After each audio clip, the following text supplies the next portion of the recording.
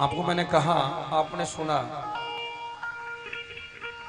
मनु और शत्रुपा के दो पुत्र उत्तानपाद और प्रियव्रत, जिसमें बड़े पुत्र का नाम प्रियव्रत होता है और छोटे पुत्र का नाम उत्तान पाद होता है। बड़े को मैं छोड़ देता हूं, चलता हूं छोटे की ओर ही, क्योंकि जहां भगवान के भक्त होते हैं, जहां भगवान के भक्त होते हैं, तो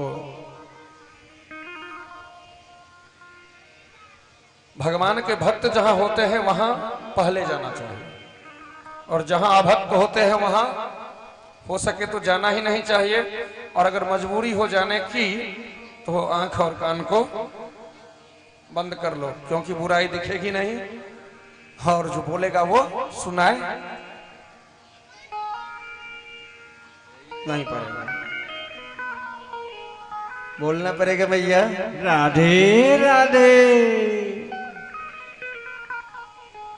तो क्योंकि उत्तानपाद के यहाँ ऐसा पुत्र आया,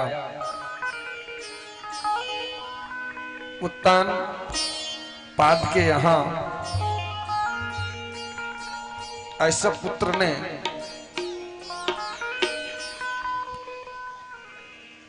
जन्म लिया जो भगवान का परम भक्त था। तो भगवान के परम भक्त की कथा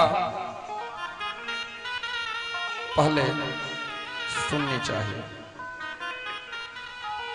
श्री सुखदेव जी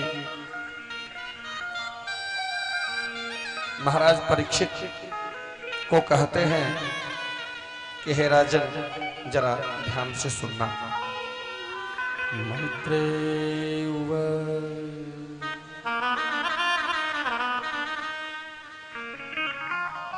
सनकाद्या नारदस्यैव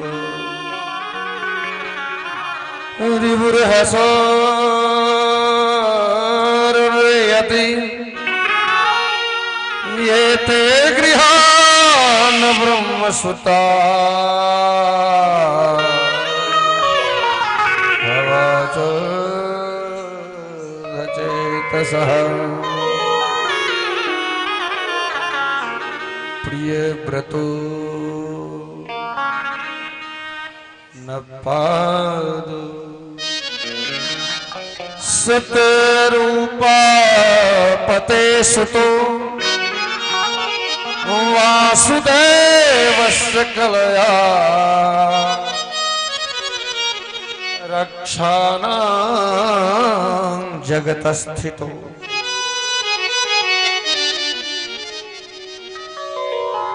हे राजन, जो परमात्मा के शरण में है उसे कोई मार नहीं सकता।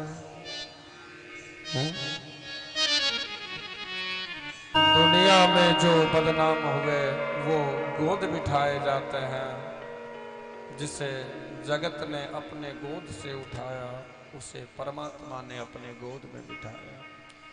हे महाराज, जिस तरह सुनीति के पुत्र उत्तानपाद के पुत्र को पिता ने वन भेज दिया 5 वर्ष के अवस्था में, और परमात्मा ने उसकी रक्षा की, और आज महाराज परीक्षित के पूछने पर कैसे पिता ने, एक पिता जो अपने पुत्र को प्राण से अधिक प्यार करते हैं, वो कैसे वन में भेज सकते हैं।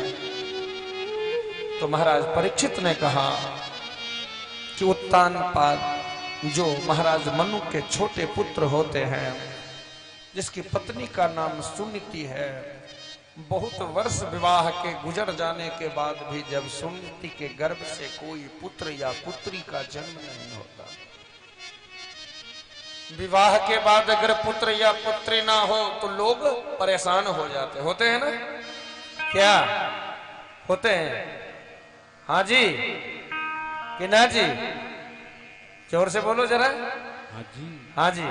परेशान हो जाते, संतान नहीं होता है। तो महाराज भी परेशान हो जाते हैं। एक दिन की बात है, उत्तानपाद महाराज एक दिन भवन में बैठे हुए थे और भोजन कर रहे थे। इतने में ही रानी के आंखों में आंसुओं की झलक महाराज ने देखा। महाराज ने कहा कि हे महारानी, किस बात की कमी है तुझे? किस बात की कमी है जो तेरे आंखों में आंसू की झलक मैंने देखा? आंसू छुपाए छुपती नहीं है जी, और खुशी भी छुपाए छुपती नहीं है। महारानी फफक के रो पड़ी। हे महाराज, ठाकुर जी के कृपा से मुझे किसी चीज की कमी नहीं है। एक बार आवाज लगाता हूँ 100 दासी दौड़ के, लेकिन एक पुत्र नहीं है। मैं जिंदगी किस काम का है? मैंने आज सोचा कि आप दूसरी शादी कर लो, दूसरी शादी आप कर लो, मुझसे पुत्र। महाराज उत्तानपाद के आंखों में आंसू झलक आता है। हे रानी, तूने सोचा कैसे? मैं मर सकता हूं लेकिन दूसरी शादी नहीं कर सकता। मैं सिर्फ तुमसे प्रेम करता हूं। मैं कभी भी दूसरी विवाह नहीं कर सकता। लेकिन बहुत समझाने के बाद आज उत्तानपाद ने फिर से पुनः विवाह किया, जिसका नाम सुरुचि है, परमात्मा की माया है। कुछ ही दिनों के बाद सुरुचि ने गर्भ को धारण किया। उसके कुछ पहले ही सुनीति ने भी गर्भ को धारण कर लिया। भोगना पड़ेगा। राधे राधे। अरे उनकी कृपा है। विवाह करने भर विलंब था जी, विवाह भयो और सुनीति ने गर्भ को धारण कर लियो। और कुछ ही दिन के बाद सुरुचि ने, और देखते ही देखते दोनों के गोद भर गए। बड़े कुमार का नाम ध्रुव और छोटे का नाम उत्तम होता है।